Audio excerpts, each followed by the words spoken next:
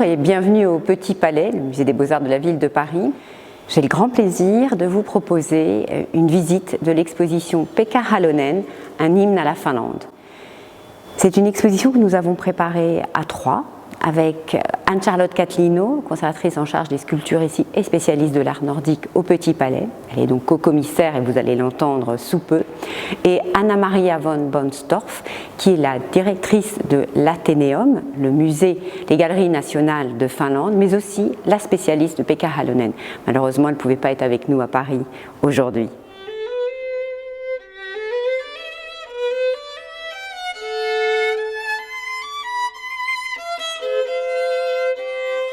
Alors c'est la première fois que l'on rend hommage en France à Pekka Halonen, l'un des artistes de l'âge d'or de l'art finlandais.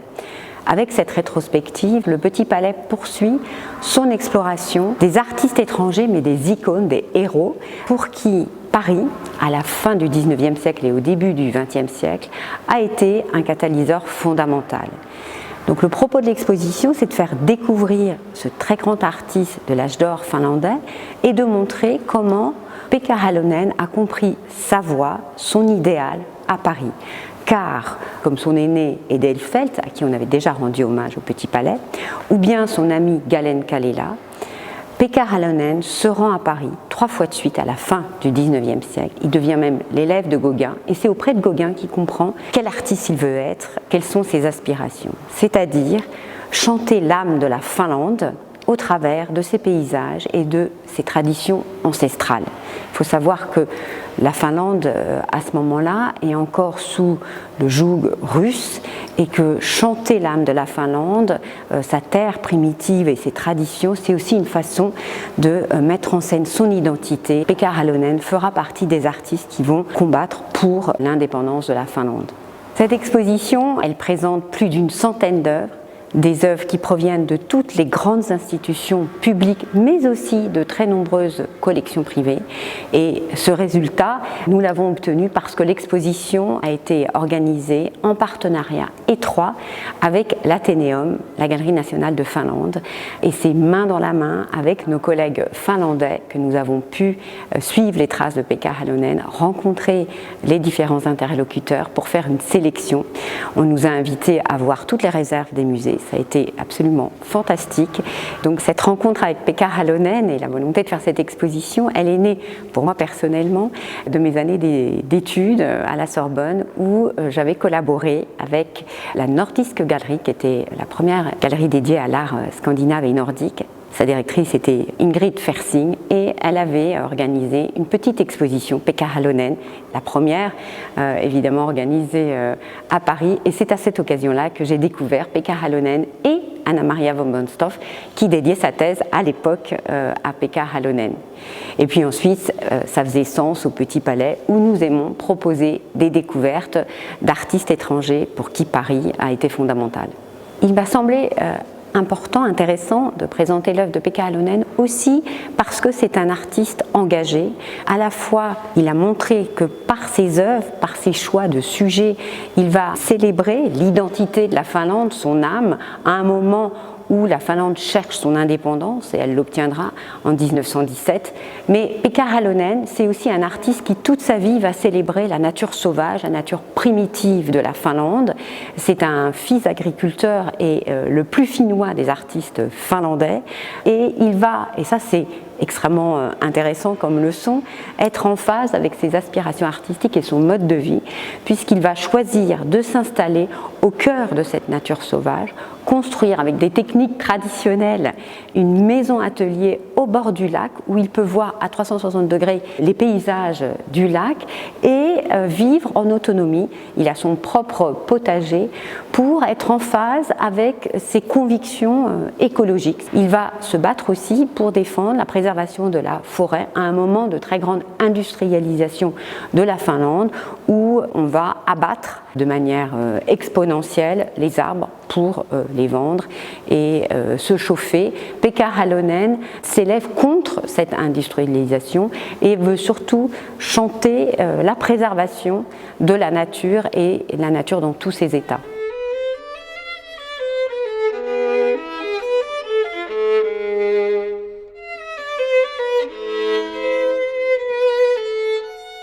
Alors nous sommes dans la première section de l'exposition qui est consacrée à la formation de Pekka Halonen.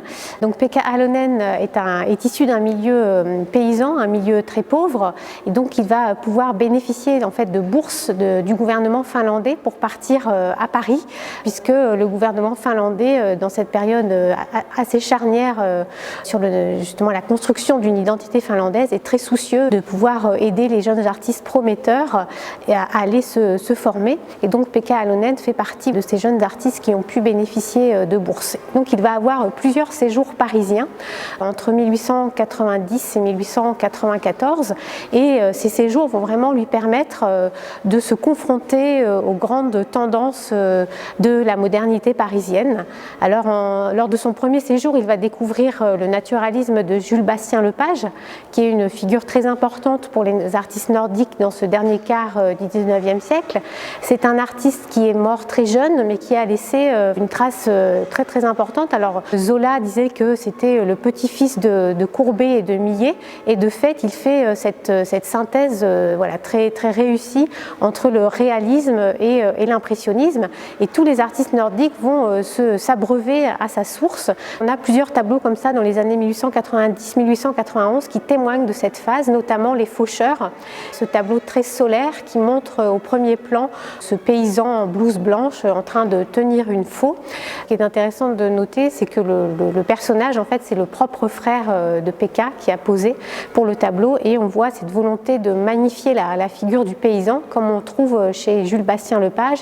Et il y a aussi cette fusion très importante de l'homme avec la nature. Vous voyez ici, le personnage est vraiment, que ce soit dans les couleurs de son vêtement et dans la façon dont est traité le visage et l'herbe, on a vraiment cette volonté de faire fusionner le personnage avec son environnement naturel. Et donc Pekka Halonen va ensuite revenir à Paris pour un troisième séjour d'études en 1893, et là il va faire une rencontre décisive sur le plan non seulement artistique mais aussi philosophique, humain.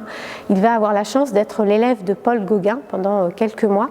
Gauguin revenait juste de Tahiti, donc il était un peu auréolé de cette aura mythique et exotique, et pour les jeunes artistes comme Pekka Halonen, ça va vraiment être une figure tutélaire. On a beaucoup de correspondances entre Pekka Halonen et un autre jeune artiste finlandais, Väinö Blomstedt, qui était également dans l'atelier de Gauguin, où ils font part de leur admiration pour cet artiste et pour tout ce qu'il leur a apporté. C'est très intéressant parce qu'on voit vraiment un revirement dans le style de Pekka Halonen. Donc il a eu sa phase naturaliste dans les années 1890-1892, et sous la rencontre de Gauguin, il va vraiment bifurquer à 180 degrés et il va opter pour le symbolisme. On a une œuvre qui est très représentative de ce virage esthétique, c'est son autoportrait qu'il réalise en 1893, au moment même où il est l'élève de Paul Gauguin, et il le réalise en particulier justement sous l'influence d'un autoportrait de Gauguin qu'il voit dans son atelier. Et on voit ici vraiment le changement de filtre. On a un autoportrait qui est extrêmement introspectif, on voit que les yeux sont à peine dessinés, finalement ils sont clos parce qu'il y a justement cette volonté de se replier sur son monde intérieur. On a des couleurs qui sont beaucoup plus subjectives, on n'est plus du tout dans la gamme naturaliste très claire, on est dans les bleus, dans les roses, dans les saumons. On a cette mise en scène qui est très étonnante de l'artiste devant une montagne, peut-être la montagne à gravir, voilà, pour devenir un grand artiste, mais en tout cas c'est un autoportrait extrêmement énigmatique qui va véritablement voilà, dans cette mouvance et qui témoigne de ce choc esthétique et philosophique qu'il a reçu en fréquentant Gauguin, puisque Gauguin l'avait également initié à la théosophie et à divers courants ésotériques.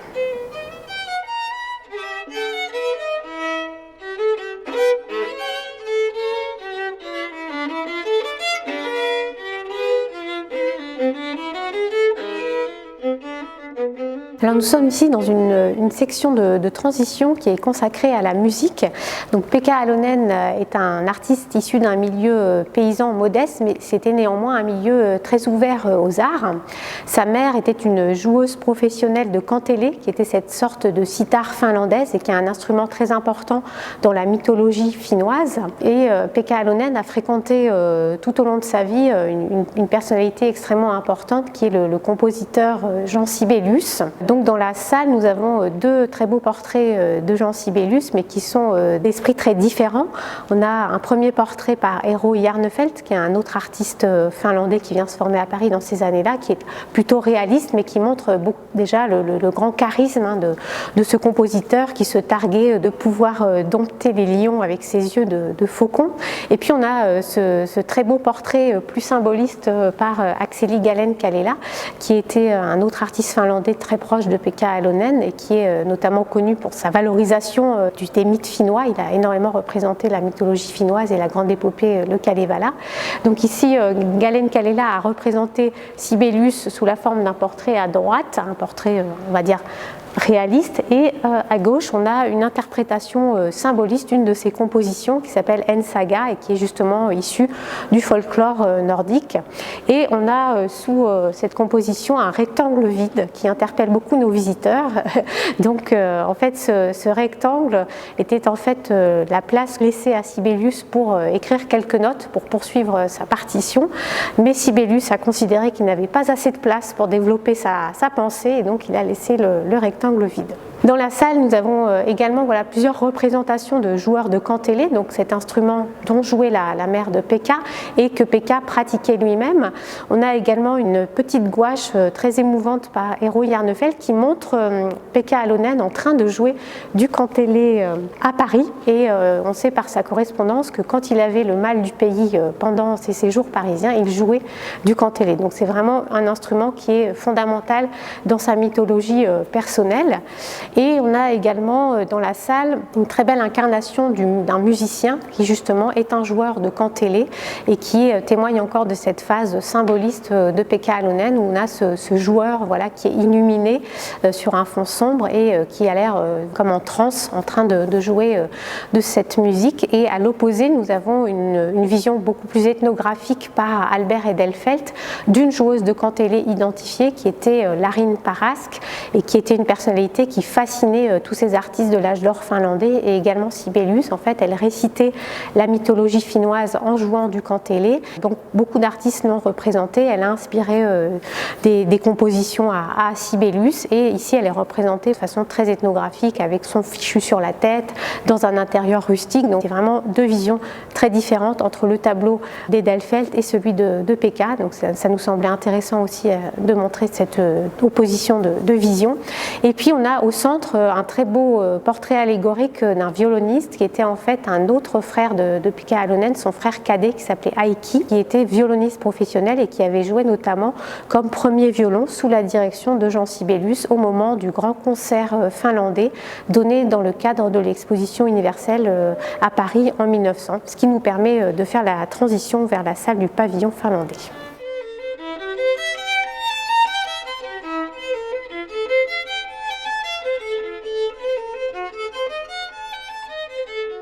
Alors nous sommes ici dans la section dédiée au pavillon finlandais à l'exposition universelle de 1900, qui est une section très importante puisqu'on va avoir le croisement du destin individuel de Pekka Alonen et du destin collectif de la nation finlandaise. Donc en cette fin du 19e siècle, il y a un contexte politique très tendu entre la Finlande et sa tutelle russe, puisque en fait la Finlande a le statut de grand-duché russe depuis 1809.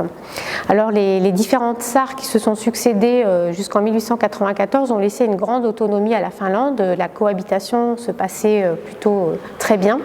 Mais en 1894, un nouveau tsar va arriver au pouvoir, Nicolas II, et il va vouloir lancer une politique de russification très autoritaire qui va se répercuter dans les relations diplomatiques entre la Finlande et la tutelle russe. Et donc au moment de l'exposition universelle de 1900, on est un an après la parution d'un manifeste impérial en 1899 qui dénie aux Finlandais une partie de leurs droits. Donc il va y avoir un grand émoi au niveau des Finlandais suite à la parution de ce manifeste, et les artistes comme la population vont vouloir se mobiliser pour bien indiquer à la tutelle qu'ils sont aussi un peuple autonome avec ses traditions, son âme. Et dans ce contexte, le pavillon finlandais va être une magnifique tribune justement pour montrer à la face du monde que la Finlande n'est pas seulement sous tutelle russe, mais est aussi un pays avec ses propres valeurs, sa propre histoire, sa mythologie, et il va y avoir donc une forte mobilisation autour de ce pavillon, un grand intérêt de la part du public français, de la critique française, et donc pour les Finlandais un véritable enjeu politique et diplomatique. Et donc dans le pavillon, il va y avoir un programme iconographique avec notamment 14 grands panneaux qui vont illustrer le mode de vie finlandais et les paysages finlandais. Pekka Alonen va être sollicité évidemment pour participer à ce programme iconographique et il va réaliser deux grands tableaux, deux grands panneaux qui représentent l'un un chasseur de lynx et l'autre une femme en train de faire sa lessive sur la glace. Donc on a deux activités qui sont vraiment typiques de ce mode de vie finlandais, et ce qui est intéressant c'est que ces deux tableaux peuvent aussi être vus comme un diptyque allégorique avec d'un côté l'homme, le chasseur de lynx qui incarne la vie sauvage et de l'autre la femme qui fait sa lessive au bord du village qui est plus représentative de la civilisation et du mode de vie rural. Dans le pavillon finlandais, on avait également des panneaux qui mettaient l'accent sur l'instruction du peuple finlandais, puisque les Finlandais voulaient vraiment insister sur le fait que, bien qu'ils soient un peuple rural et paysan, ils ont un niveau d'éducation populaire élevé. Et puis on a également un certain nombre de paysages, notamment des paysages de neige, la neige était vraiment associée au caractère national de la Finlande dans la littérature politique et philosophique de l'époque. Et on a des vues d'archipel, un très beau tableau de Veni Soldan Brofeld, qui est cette femme artiste qui fait partie de ce groupe de l'âge d'or finlandais, qui était l'épouse de Juhani Aho, qui était un écrivain nationaliste qui faisait partie d'un mouvement qui s'appelait Nuori Suomi, la jeune Finlande, auquel adhéraient également Pekka Alonen, Galen Kalela, Eero Jarnefelt, tous ces artistes que nous avons évoqués. On a également un très beau lac au rivage enneigé par Väinö Blomstedt, qui est donc ce compatriote de Pekka Alonen qui a fait ses études à Paris chez Gauguin avec Pekka Alonen. Et on a également la vue du port de Helsinki par Albert Edelfelt, qui n'est pas innocent de représenter Helsinki, qui était la capitale du Grand-Duché de Finlande depuis 1812, et donc qui est très reconnaissable avec la silhouette de sa cathédrale luthérienne que l'on en perçoit au fond de la perspective. Dans le pavillon finlandais, il y avait également la représentation des mythes avec des fresques réalisées par Akseli Gallen-Kallela, inspirées par le Kalevala, qui est cette grande épopée finnoise qui est un peu l'équivalent de l'Iliade pour les Finlandais. Et donc ces fresques avaient également eu un grand retentissement auprès du public. Alors elles ont été détruites à l'issue de l'exposition universelle en même temps que le pavillon. On peut les évoquer en fait par des esquisses qui sont conservées à l'Atheneum Art Museum de Helsinki, mais on n'a pas pu les faire venir pour l'exposition parce qu'elles sont trop fragiles, et c'est donc la scénographie qui nous permet d'évoquer ces fresques. Et puis dans cette salle, on a aussi voulu laisser un moment de contemplation au public face à ces grands tableaux. Il y a dans l'exposition plusieurs stations méditatives devant des tableaux, donc en particulier dans cette salle, également dans la salle des neiges. Et c'est quelque chose qu'on a voulu mettre en place aussi dans l'exposition, cette approche sensorielle, cette idée de voyage aussi, voyage intérieur, mais aussi voyager ailleurs, qui a guidé aussi notre réflexion dans la façon dont nous avons conçu l'exposition.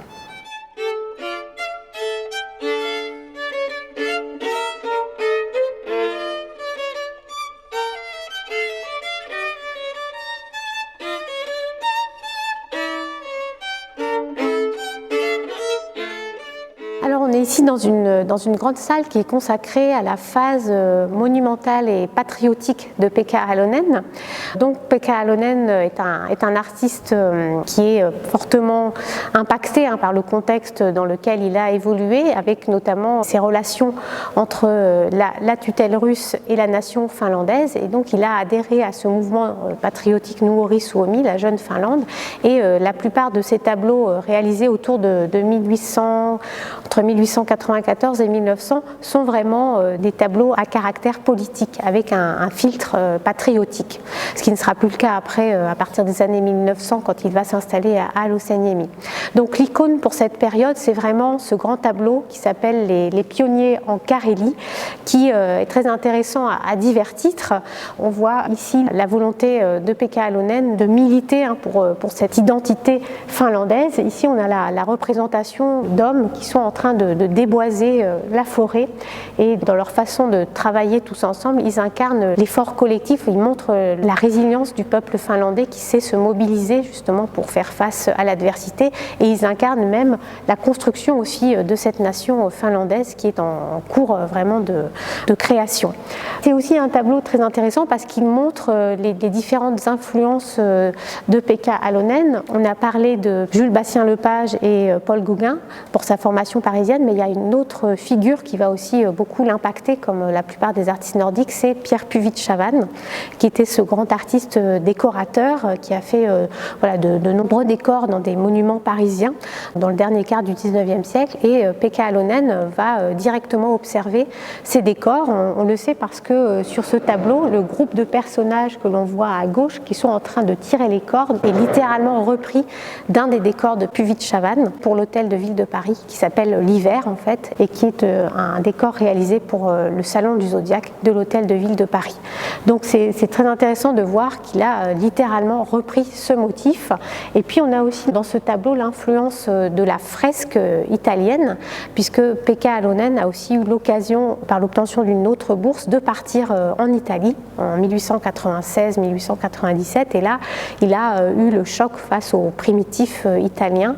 Donc il s'est rendu à Florence, il a notamment vu Giotto, Masaccio, Fra Angelico, et donc il va avoir aussi dans ces années-là cette volonté de retranscrire cet art monumental des fresques qui va se ressentir non seulement dans sa technique, puisqu'il va adopter la tempéra, et également dans la gamme chromatique, puisqu'on va vraiment être sur des tableaux avec une dominante de teintes très neutres dans les gris, dans les ocres, dans les blancs, dont ce tableau voilà, est l'un des plus représentatifs. Et puis on a en même temps un côté très décoratif dans certaines parties du tableau, notamment ces rochers avec ces formes un peu comme des taches de léopard, le bleu aussi très soutenu qu'on voit dans le reflet du ciel sur le lac, qui montre aussi tout l'impact de sa formation sous l'influence de Gauguin. Dans cette salle, on a aussi de très beaux paysages qui sont caractéristiques de ce paysage romantique national finlandais, toujours dans cette période charnière, au moment des tensions avec la Russie. Donc on a deux tableaux de Pekka Halonen qui représentent alors l'un le sorbier des oiseleurs, qui est en fait un arbre qui était l'arbre sacré de la Finlande dans la mythologie finnoise, et ici qui est représenté en train de se dresser entre des rochers. Donc encore une fois une métaphore de ce peuple finlandais qui sait être résilient face à l'adversité. Et puis on a le grand pic noir d'Akseli Gallen-Kallela qui est réalisé dans ces mêmes années et qui montre cette vue vraiment iconique du paysage finlandais, avec les conifères au premier plan et au second plan le lac, et puis donc ce ciel avec cette lumière typiquement nordique. Et puis ces tableaux, que ce soit le sorbier de Pekka ou le grand pic noir d'Akseli Gallen-Kallela, sont aussi très intéressants parce qu'ils montrent aussi l'influence du japonisme. On a des formats qui sont très verticaux, donc qui sont inspirés par les estampes japonaises qu'on appelle de format kakemono, et donc tous ces artistes également de l'âge d'or finlandais vont aussi avoir cette phase japonisante. Ils collectionnaient eux-mêmes les estampes. Pekka, on le sait, avait une collection d'estampes. Ils ont été au contact de cet art japonais, soit en fréquentant les galeries, soit effectivement par la circulation des gravures. C'est aussi quelque chose que nous souhaitions mettre en valeur dans cette salle.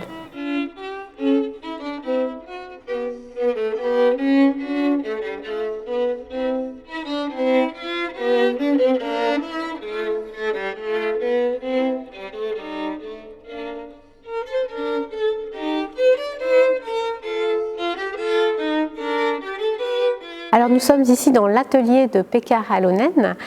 Donc pour cette section, nous avions vraiment un enjeu scénographique. Nous avons dès le début souhaité reconstituer, ou en tout cas évoquer, les lieux où Pekka Halonen a passé 30 ans de sa vie, à savoir donc sa maison-atelier à Aloseniemi, donc située sur les bords du lac de Tuusula, à une trentaine de kilomètres de Helsinki. Donc Pekka Halonen va avoir le souhait d'avoir sa propre maison et de construire sa maison. Il va le faire de ses propres mains.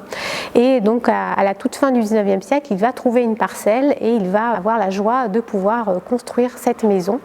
Et donc pendant 30 ans, donc jusqu'à la fin de sa vie, il va rester sur les rives de ce lac avec une communauté d'artistes où ils vont se nourrir mutuellement avec des soirées musicales, philosophiques, littéraires, où ils vont parler de beaucoup de choses, dans le sauna également, qui est un lieu très important pour la sociabilité finlandaise et qui est d'ailleurs la première partie que Pekka Halonen va construire pour sa maison. Il va donc être sous l'emprise du bonheur domestique, puisque donc il va vivre avec sa femme Meija et leurs 8 enfants. Et il va se nourrir de tous ces paysages qui entourent le lac, et il va multiplier les vues de paysages. Et là, on va vraiment passer dans une autre dimension. Autant ces tableaux des années 1900 étaient de grands tableaux sous l'influence des fresques italiennes avec une gamme chromatique restreinte et étaient des tableaux à filtre patriotique, autant à partir de ces années tout début du XXe siècle, il va passer sur des tableaux de petit format, centrés sur des sujets domestiques, des tableaux beaucoup plus colorés, beaucoup plus empâtés, sous l'influence aussi des nouvelles tendances internationales qu'il a l'occasion de voir à différentes reprises, soit par des voyages, soit par des expositions à Helsinki, donc le néo-impressionnisme, le fauvisme. Donc on voit vraiment une coloration très forte de ces tableaux, et puis un empâtement aussi qui contraste très fortement avec les tableaux qu'il a produit dans les années 1895-1900. Donc cette salle dédiée à Aloseniemi, on a présenté les portraits de sa femme, de ses enfants. Alors Meija, c'est vraiment quelqu'un qui va avoir une importance cruciale pour Pekka Halonen, c'est son épouse qu'il va rencontrer en 1892 sur un bateau. Et Meija était pianiste et également traductrice professionnelle, et donc elle traduisait en fait l'italien vers le finnois. Donc elle est notamment l'auteur d'une traduction de Pinocchio par Collodi, ou encore de la biographie de Benvenuto Cellini, l'autobiographie de Benvenuto Cellini. Et Pekka Halonen adorait peindre au son du piano de Meija. Et on a un très beau détail dans un des tableaux, cette merveilleuse nature morte où on voit tous ces pots qui sont devant la fenêtre, et on voit ce petit détail en haut à droite du tableau où on aperçoit Meija vue de dos qui est en train de jouer du piano. Dans cette salle, on a aussi voulu évoquer les objets très importants pour Pekka Halonen, donc évidemment sa palette, ses pinceaux, mais également son kantele, donc cette cithare finlandaise dont il jouait, qui représentait pour lui vraiment l'âme finlandaise, et puis ses skis, puisque Pekka Halonen, contrairement à d'autres artistes qui restaient bien au chaud, qui peignaient à l'intérieur, lui il n'hésitait pas à partir plusieurs heures dans le froid, jusqu'à moins 20 degrés, pour peindre sur le motif. D'ailleurs il en est mort, mais c'était quelque chose pour lui vraiment de fondamental, de se confronter à cette nature, d'être en immersion dans cette nature, comme Galen Kallela d'ailleurs. Et puis donc il y avait aussi dans cet univers idyllique d'Aloseniemi, il y avait bien sûr son jardin potager que toute la famille cultivait, qui était une grande source de fierté, puisque Pekka Halonen avait réussi à faire pousser des tomates, donc quelque chose de très exotique, n'est-ce pas, à cette époque, car c'était des graines qu'il avait ramenées d'Italie, et ces tomates poussaient merveilleusement bien avec la lumière, et il avait obtenu d'ailleurs des prix pour ces tomates, et à l'automne, quand il faisait trop froid pour les laisser dehors, il les rentrait dans l'atelier, et elles pouvaient croître avec justement la lumière de l'atelier. Donc voilà, c'est une salle qui est très importante. Quand nous avons préparé l'exposition avec Annick Lemoine, on a eu la chance de pouvoir se rendre en Finlande et d'aller justement sur les traces de Pekka Halonen à Aloseniemi, et on a compris justement grâce à cet environnement comment il a conçu ses tableaux, quels étaient les points de vue qu'il a retenus. Ça nous semblait indispensable de pouvoir présenter au public ce contexte quotidien du peintre, et c'est pour ça qu'on a choisi cette approche immersive avec cette salle qui est avec des panneaux de bois, qui est d'ailleurs du bois finlandais, qui nous a été fourni par une entreprise finlandaise. Et on a aussi voulu avoir encore une fois cette approche sensorielle, et donc on a la présence d'une borne olfactive qui évoque l'odeur très particulière qu'on a quand on arrive sur le chemin qui va vers la maison, qui est cette odeur de goudron, de bouleau en fait, puisque en Finlande, pour imperméabiliser le bois, que ce soit sur les maisons ou sur les bateaux, on passe une couche de goudron. Donc voilà, on a eu cette collaboration avec une entreprise Firmenich et la parfumeuse Daphné Buget pour réaliser plusieurs parfums dans l'exposition et notamment pour cette section dédiée à l'atelier de l'artiste.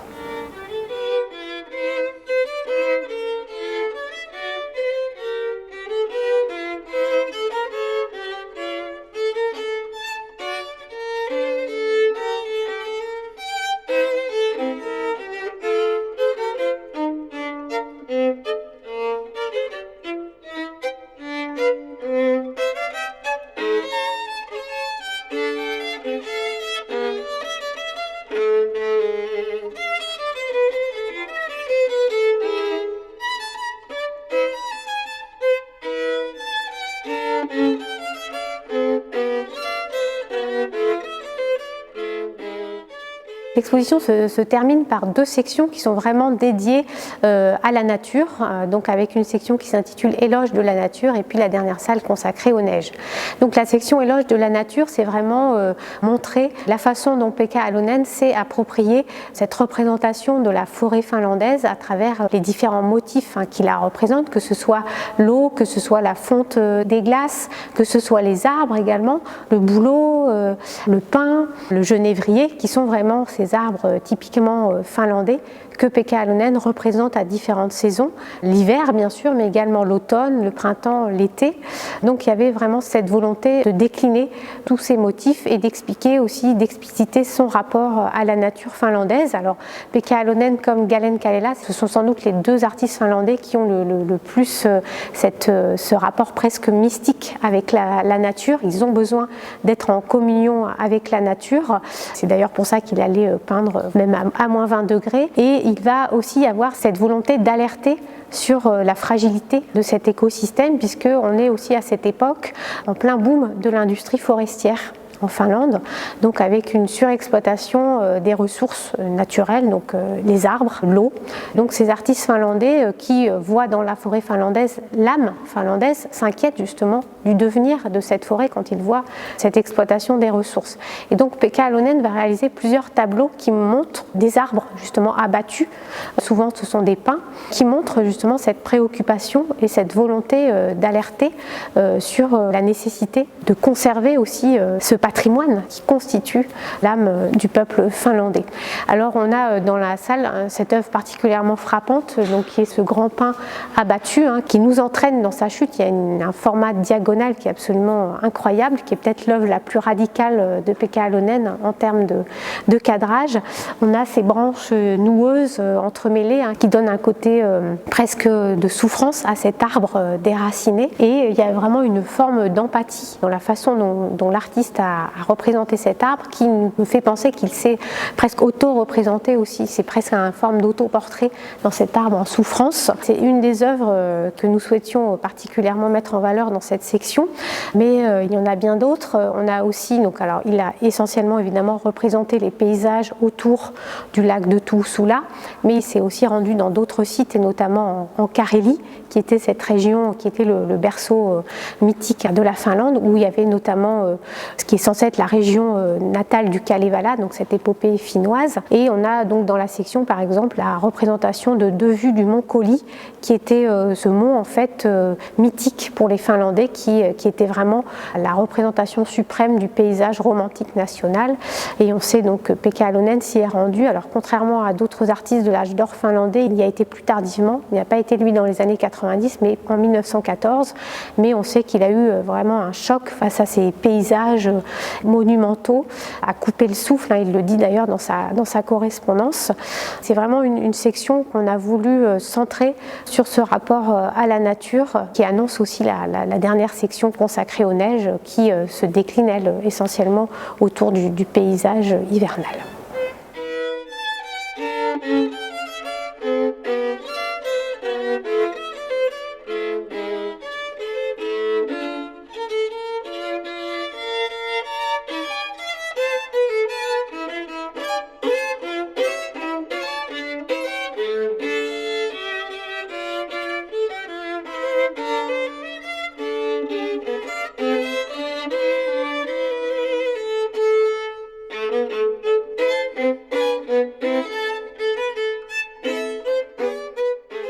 Nous sommes dans la dernière salle de l'exposition, peut-être la plus spectaculaire et surtout ma préférée, où nous vous proposons de reparcourir toute sa carrière au travers du thème de la neige. Pourquoi? Parce que la neige est un motif qui fascine Pekka Halonen. Au travers de ses peintures des neiges, vous allez pouvoir comprendre peu à peu quelles sont ses sources d'inspiration, parce qu'il va se nourrir des avant-gardes parisiennes, du plénérisme, du japonisme, du synthétisme, du fauvisme, mais toujours à partir de la volonté de traduire les effets de neige.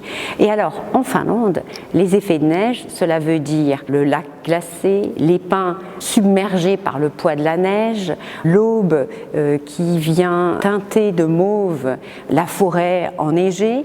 La neige en Finlande et sous le pinceau de Pekka Halonen, c'est aussi la couleur. Les couleurs fauves, les jaunes, c'est extrêmement poétique. On va passer de quelque chose d'extrêmement raffiné à des empattements extrêmement forts pour traduire la matérialité de la neige.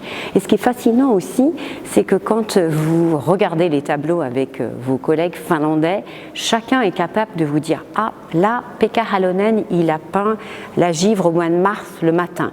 Ici c'est évident, c'est le mois de février en fin de journée.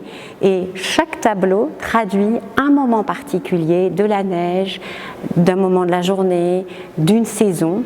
Et ce que traduit Pekka Halonen existe aussi dans la langue finlandaise. Ils ont plus de 80 mots pour dire ce que Pekka Halonen essaie de traduire par la couleur, la lumière, le pinceau, les empattements et la matière picturale. Cela, nous l'avons découvert avec nos collègues finlandais, en particulier à l'occasion d'un déjeuner à la résidence de l'ambassadeur de Finlande, qui nous montrait des tableaux qu'on a finalement empruntés. Et c'est là que nous avons eu cette idée, dans cette salle, vous le voyez au-dessus de moi, de faire dialoguer les tableaux de Pekka Halonen avec tous ces mots qui disent la neige, que nous avons tenté de traduire. Et évidemment, en finlandais, par exemple, vous avez un terme, riiete, et ça veut dire fine pellicule de glace se formant au bord des étendues d'eau. Donc impossible en français de le traduire avec un mot, alors que eux en possèdent de très nombreux. Ce parallèle, c'était pour dire que la peinture de Pekka Halonen et ce qu'il cherche à traduire, c'est l'âme de la Finlande, dans le sens où ça habite la langue, le paysage, l'expérience des Finlandais, l'hiver bien entendu. Et par ailleurs, ce sont des tableaux où on voit vraiment comment Pekka Halonen se nourrit des avant-gardes parisiennes et comment aussi il va sans cesse se rechercher, se renouveler. On pourrait penser que la neige, peinte tout au long d'une carrière, va donner une sorte de répétition, quelque chose d'assez monotone. Absolument pas. Vous verrez que Pekka Halonen se renouvelle sans cesse et qu'avec le motif de la neige, il va aller jusqu'à l'abstraction, ce qu'on voit dans ce dernier tableau, ou bien derrière moi, où vraiment ce sont les formes abstraites de la neige qui l'intéressent et non pas la traduction minutieuse de tel ou tel motif. Donc c'est avec la neige que Pekka Halonen écrit sa modernité.